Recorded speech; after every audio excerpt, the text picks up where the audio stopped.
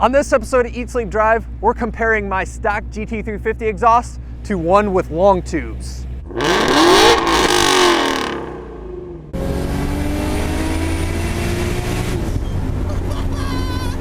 Hey guys, real quick, a shout out to our video sponsor, mycontactlensprescription.com. Everyone wants to save time and hassle, which is why we've seen a rise in subscription services for everyday items such as razors and coffee. Well, guess what? These guys are now bringing contact lenses directly to your door. They're big fans of the channel and they help make videos like this possible. Check them out at mycontactlensprescription.com. Welcome guys to another episode of Eat, Sleep, Drive, and thank you so much, Rich, for coming down. I appreciate it, man. No problem. Rich drove all the way down from Cleveland, Ohio to Cincinnati, Ohio, where I live, so we can do this comparison. And today we're talking about catted long tube headers versus stock exhaust. We're gonna be doing some comparisons about sound, because I'm sure that's what you guys want to know. And then we'll also talk about power figures. We'll talk about how much these cars are both putting down on the dyno after mine has just been tuned and his has had some hardware mods and stuff like that. So Rich, could you start us off with how long you've had the car and what you think of it so far? I bought the car probably about 6 months ago, and it's my favorite car. I have Corvette, I have a CTSV, I have a Miata, etc. And which one do I pick to drive? This one. This one? Every time. That's good to hear. With the exhaust and that sound. Absolutely. How can you choose anything else? Well, I'm glad to have like positive confirmation of I'm not the only one that thinks these are amazing. Because you guys know I'm biased. Like I preach up this car all the time, but it's good to hear that people that have other very iconic cars, Corvette, CTSV, Miata, like that you still get in this thing. And they all have their own place, right? They all have their own fun part. But Absolutely. like you said, the Miata gives you something that none of these cars do, the toy handling, etc. But yeah. and it's orange. It looks amazing. I love it in the orange. So now, Rich, what mods have you done to this thing? Because it's not stock. It's a little modified. I have a JLT intake, cold air intake, and stainless works long tube headers and cross pipe. Okay. With the intake, you have to have a tune. Okay. And my local tuner is Big 3 Racing, and they actually worked with Stainless Works to tune the headers for this car. Oh wow, okay.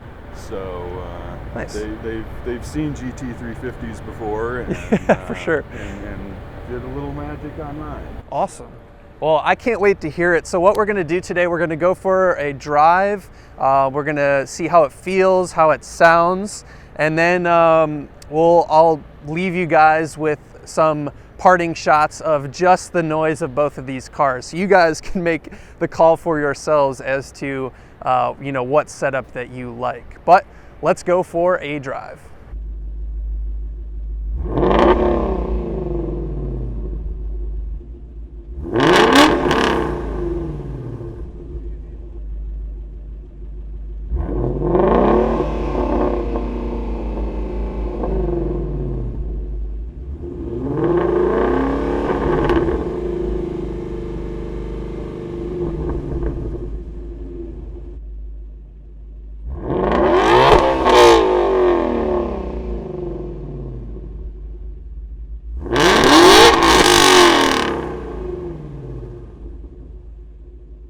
So I guess the first question is, how long did you have this before you modified it? I think I probably did the first mod when I got home from picking it up. Really? Was that the intake? Or? Yeah, no. Yeah, within a couple of days, I had already started looking at things to improve upon. I think the first thing I did was get those flaps on the front. Mm-hmm. So you don't have rocks in your side skirts? Exactly. Just in my exhaust. And then we'll turn right here, and then this is sort of like a highway, so you can get on it if you like. Make a bunch of noise. There's like hardly ever cops around here, so. In a Mustang, you can't do that. Nice turn signal.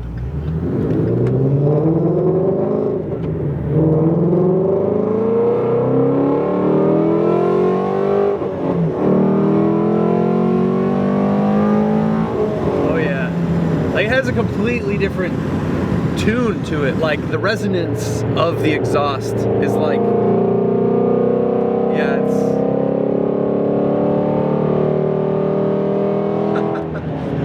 Oh man, that's amazing.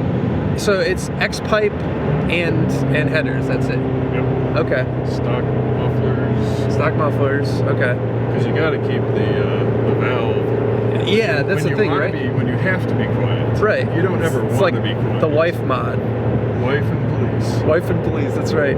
Or neighbors. Yes. From when we did that poll, it definitely feels very much on par with my car. It's really difficult to compare dyno numbers when these cars were dynoed on completely different dynos on completely different days. However, what we can compare is the percentage increase in power over the baseline number. Rich's car made 65 horsepower after the intake, headers, X-pipe, and tune, accounting for about 14% increased horsepower over stock. My car made 48 more horsepower with a tune and running a weak blend of E85 closer to E50. This is roughly 11% increase in power over stock. So the numbers are pretty close when it comes to power output, but it's safe to say that when Rich goes with E85, he's going to be making some serious power. What was your biggest takeaway? So you dropped the car off at Big 3 and they did everything at once, right? It was like the intake, headers, and tune all at once? Yep. So that's like a big Big step. Not like an incremental step. So like, what was the first thing you noticed when you drove it? The noise. The noise? It's definitely a step up on the sound level. Yep. There's a bit more torque. Mm-hmm. And it revs faster, a little easier. That was one of the things that I noticed, like just when we were revving it in the parking lot, like yours actually rev faster, which kind of boggles my mind. Yeah, it's already a ridiculously fast revving engine. So how would you compare this car to the CTS-V? Like, are there any similarities, or are they just like significantly different? They are very different beasts. I mean, they both have back seats, but other than that, it's similarities on. Yeah, the torque is just you got to drive it differently. Okay, yeah. Does that have MR dampers on it, CTS-V? Yes. Because that was like, GM was one of the early adopters for that, so that was one of the first cars with that.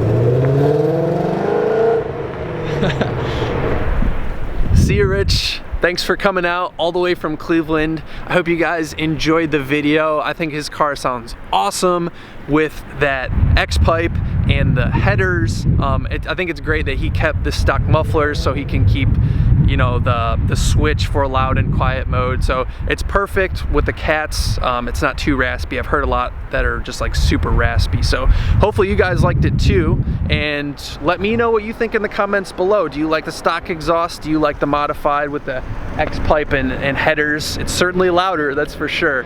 Thanks for watching as always, guys. Thanks so much again, Rich, for coming down. We'll see you on the next episode, Eat, Sleep, Drive.